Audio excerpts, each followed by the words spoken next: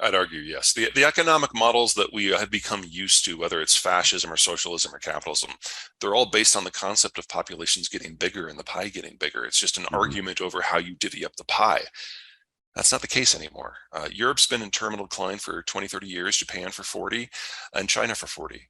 So within this next decade, we're going to be seeing a large number of countries, first and foremost China, where that aged bulk moves into mass retirement and beyond. We don't have an economic model for that. It's certainly not based on mass international transport of consumer goods for consumption, because you need young people for consumption, and that is no longer an option in about a third of the world. And about another third of the world is too poor to really move the needle. In my work, I don't really have a preference. Governing systems usually are a manifestation of the local culture as shaped by their geography.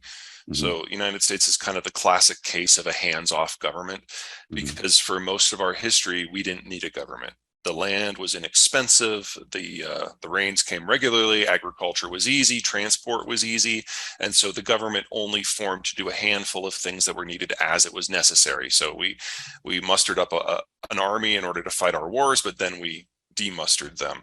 We helped build a little bit of basic infrastructure linking our river basins, and then that was it. And then there were some protective tariffs on manufactured goods, and that's it. And honestly, it was like that until World War I. World War I was the first time where we had to make a significant change to our system, and that has carried on to this day. But that's one of the reasons why the United States ultimately has a light touch. I know it doesn't feel like that today, but compared to the rest of the world, the US has a very light touch when it comes to things like regulation. That's not how it works in Europe. In Europe, everyone's in everybody's faces all the time. There are always challenges, internal and external. And so whereas our government just kind of comes together as it's necessary, they have to have a government all the time. And if their government does not punch above its weight, if it's not professional, if it doesn't think forward, the country dies. So there's a pretty high bar there. We think of local government as where like nearly failed people sometimes go into. In Germany, that is the height of honor to serve in local government, because you decide what is allowed to work. We haven't professionalized it in the way that the Europeans have, because we haven't had to. I agree that would be a great direction for us to push into in the future. One miracle at a time. In China has a war government. The northern Chinese were kind of like Europe, all in each other's faces. And so they fought among themselves over and over and over for centuries, for millennia, to decide who could be in charge. And then they impressed their will on the rest of China. So they see governance as an occupation. It shapes who they are, and it shapes how they react to everyone else around them. And that's one of the fun things about governance, is you can have something that makes perfect sense for you, for your country, that's tailored for what you need. And then you interact with another country, and it all goes to hell very, very quickly. So we push trade deals that reflect our light government touch, and the rest of Europe is like, what? Why would we do that? Why would we take all of these gains and just throw them out the window? And then, of course, the Chinese see it as a battle. Well, let me give you the obvious ones, and then we can talk about the ones I hope for. So there are a number of countries around the world who realize that the security paradigm of their home is dependent upon having a bigger friend somewhere else. And it's not that they're security consumers. It's just that they understand that there's a certain scratch each other's backs. So top of the list, Australia. Culturally, they are the most similar country to us. Physically, they're the furthest away, and they've got a great chunk of land that kind of sits across from any number of regions that we're going to care about. First and foremost on that list is Southeast Asia, who I kind of see coming along for the ride and being part of a post-globalized American neo-trading network. Japan was in the wind for a while. Japan's always been its own thing, but under Trump basically threatened all the allies that he would withdraw troops unless they ponied up. And while most countries dithered and deferred, the Japanese tipped us. And then as soon as Biden came in, they cut another deal with Biden. So any world leaders who can cut a deal with Trump and Biden, that tells you that across the entire American political spectrum, they're comfortable.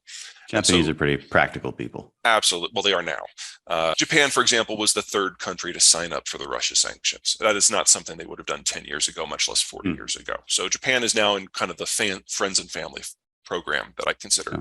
Yeah. The UK is desperately trying to figure out what Brexit means. And once they do, they realize they're going to have to apply for NAFTA membership, and we will allow them in with certain conditions, just like we have done with every other deal we've ever cut with them.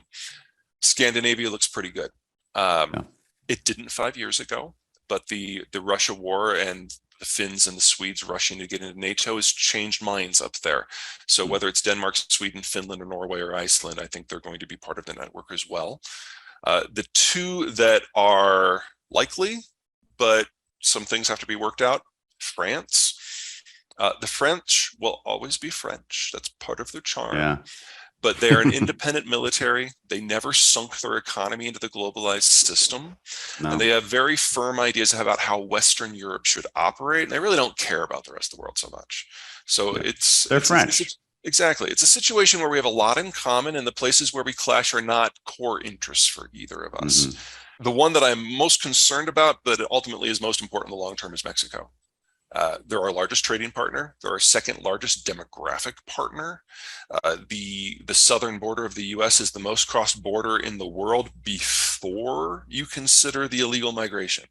Mm-hmm. So, I mean, this is the most important economic access in the world for the next century.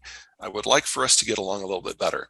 The two things that would need to change is that people like the Mexican president AMLO just need to go away. And number two, Americans really need to stop snorting cocaine. If we could get those two things changed, things would be so much better. The birth rate fell out of Mexico and Central America about 20 years ago. So I don't mean to suggest that this is not an issue of the moment. I'm telling you, it's not going to be an issue of 10 years from now, because there even children. Central America. Yeah, I mean, a little bit later than Mexico, but a sharper drop off. And that's the really urbanization trends. Yeah, exactly. Urbanization is a big piece of it. So I don't mean to suggest that migration from the South is going to stop, but the idea that there can be mass waves, they're not going to have the folks for it. I mean, I look at the candidates that are in there, and obviously there's a political decision to be made here, and that will shape the country. But it's not like this is someone like AMLO, and it's certainly not someone like Fidel.